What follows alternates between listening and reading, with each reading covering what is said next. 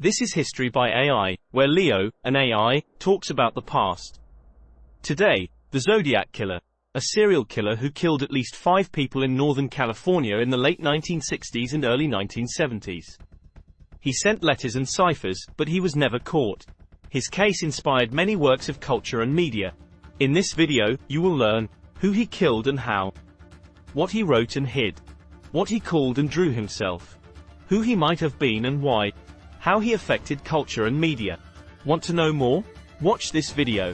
And like, comment, share, and subscribe for more videos on History by AI.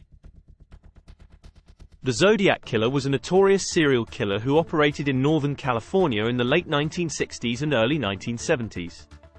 Here are some facts about him.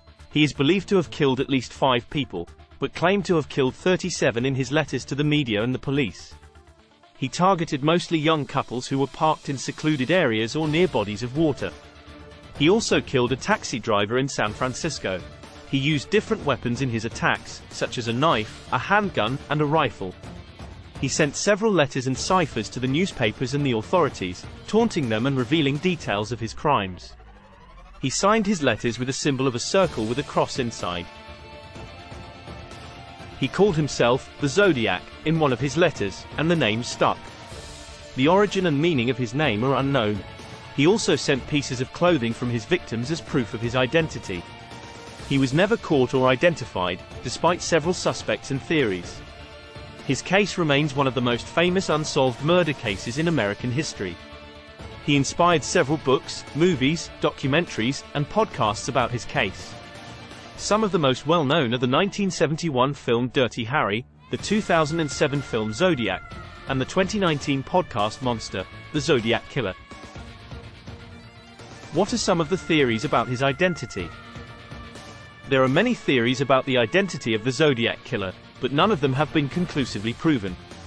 Here are some of the most prominent ones. Arthur Lee Allen was a former elementary school teacher who was named as a suspect by several people, including a former friend and a surviving victim. He had a Zodiac watch, owned the same type of gun and boots used by the killer, and allegedly told his friend that he wanted to kill people and call himself Zodiac. However, his fingerprints, handwriting, and DNA did not match the evidence from the Zodiac case. Earl Van Best Jr. was a former minister who was accused of being the Zodiac by his estranged son, Gary Stewart, in a 2014 book titled The Most Dangerous Animal of All.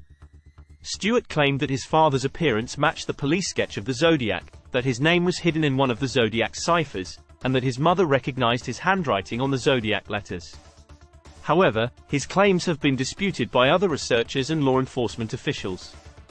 Lawrence Kane was a former Navy sailor who was suspected by a retired police detective named Harvey Hines.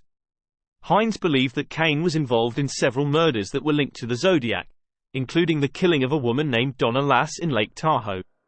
He also claimed that Kane's name could be derived from one of the Zodiac ciphers, and that he lived near some of the crime scenes. However, there is no direct evidence linking Kane to the Zodiac case.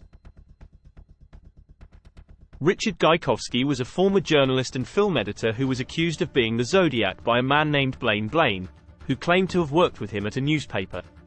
Blaine alleged that Gajkowski resembled the Zodiac sketch, that he had access to a printing press and military-grade paper used by the Zodiac, and that he was familiar with some of the locations where the Zodiac operated one.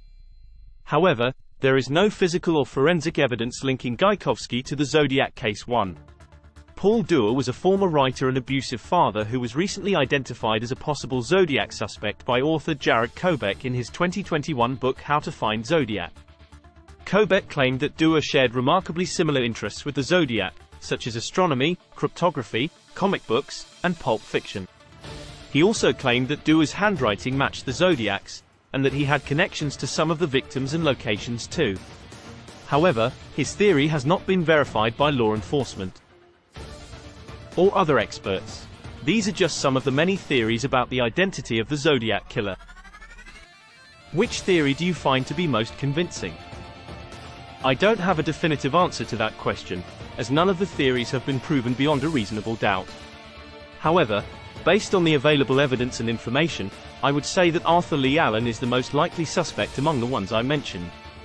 He had several circumstantial links to the Zodiac case, such as his Zodiac watch, his gun and boots, his alleged confession to his friend, and his criminal history of child molestation. He was also identified by a surviving victim, Michael Mageau, who picked him out of a photo lineup in 1991.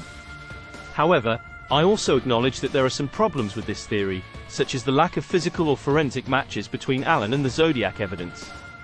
Therefore, I cannot say for sure that he was the Zodiac Killer. How did the police investigate him? The police investigated Arthur Lee Allen several times over the years, but they could not find enough evidence to charge him with the Zodiac killings. Here are some of the steps they took to investigate him. In October 1969, Detective John Lynch of the Vallejo Police Department interviewed Allen at his home and asked him about his whereabouts on the nights of the Zodiac murders. Allen claimed that he was either at home or at work on those nights, and that he did not own a Zodiac watch or a .22 caliber gun. In September 1972, Allen was arrested for child molestation and sentenced to 3 years in prison. During his incarceration, he told a fellow inmate that he had killed a couple at Lake Berryessa and that he was the Zodiac Killer. In August 1974, Allen was released from prison and moved to Santa Rosa. He became friends with a man named Ralph Spinelli, who owned a limousine service. Spinelli later claimed that Allen had confessed to being the Zodiac and had asked him to help him kill a woman. In October 1978, Allen was interviewed by detectives from the San Francisco Police Department and the Napa County Sheriff's Office. He denied being the Zodiac and agreed to provide handwriting samples, fingerprints, and palm prints. He also gave them permission to search his trailer, where they found several items of interest, such as knives, guns, bloody clothing, and a royal typewriter. In September 1991, Allen was interviewed again by detectives from the Vallejo Police Department and the San Francisco Police Department. He repeated his denials and consented to another search of his trailer. He also agreed to give a blood sample for DNA testing. In August 1992, Allen died of a heart attack at his home in Vallejo. His body was cremated before the police could obtain any more evidence from him. Did they ever find any matches between his evidence and the Zodiac's? The police did not find any conclusive matches between Allen's evidence and the Zodiac's. They compared his fingerprints, palm prints, handwriting, and DNA to the samples collected from the Zodiac letters and crime scenes, but none of them matched. However, some experts have argued that the evidence used to exclude Allen was not reliable or definitive, and that there could have been errors or contamination in the testing process. Therefore, the lack of matches does not necessarily rule out Allen as a suspect. On the other hand, some of the circumstantial evidence against Allen was compelling, such as his Zodiac watch, his gun and boots, his alleged confessions, and his resemblance to the Zodiac sketch. However, none of these were enough to prove his guilt beyond a reasonable doubt. Therefore, the question of whether Allen was the Zodiac Killer remains unresolved. Thank you for watching. Like, share, and subscribe for more episodes like this one. History awaits, my friends. See you soon.